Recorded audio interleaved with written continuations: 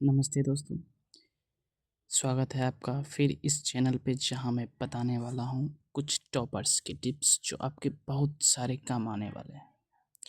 तो कोई भी हो, सीजीएल, सीपीओ, सीएचएसएल, एमटीएस या कोई भी स्टूडेंट हो जो कि प्रिपरेशन कर रहे हो कंपटीशन का, तो ज़रूर इस वीडियो को अंत तक देखें। तो चलिए शुरू करते हैं। मैं ऐसी 4 चीज़ें, जी हाँ दोस्तों, 4 ऐसी चीज़ बताऊंगा जो टॉपर के द्वारा बताई गई है और आपके बहुत काम आएंगी। तो शुरू करते हैं। पहला, टाइम मैनेजमेंट। जी हाँ दोस्तों, आपने बहुत लोगों से सुना होगा कि टाइम मैनेजमेंट करो, ये करो, वो करो।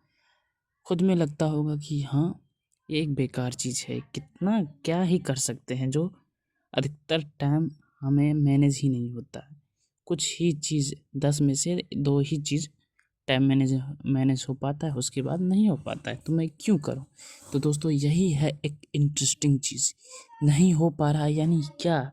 इसका मतलब वो चीज़ बहुत ज़रूरी है, इसीलिए आपसे नहीं हो पा रहा है। तो आपको कोशिश करनी है कि उसको, है ना, बनाए रखने के लिए।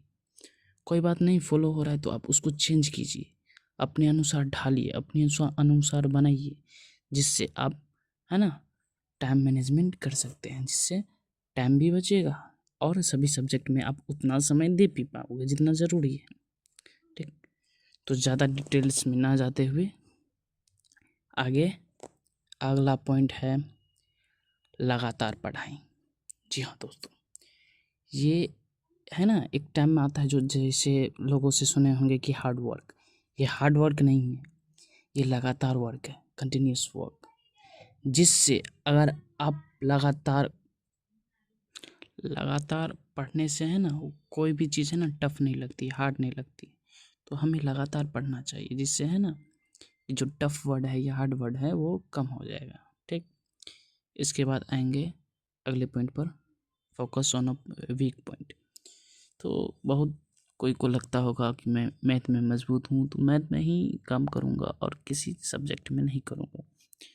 तो किसी को लगता होगा कि किसी सब्जेक्ट में 30-40, ठीक, 40-45, 50 आ जा रहा है तो ठीक है।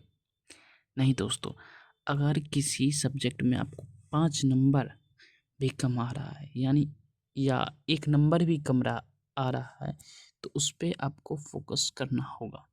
क्यों? क्योंकि ये ज़रूरी है दोस्तों। क्यों?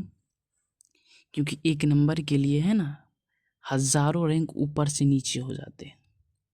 तो इसीलिए आपको वीक पॉइंट भी नहीं छोड़ना है, हर एक पॉइंट पर ध्यान देना होगा आपको। फिर आगे का पॉइंट है चेक योर प्रोग्रेस।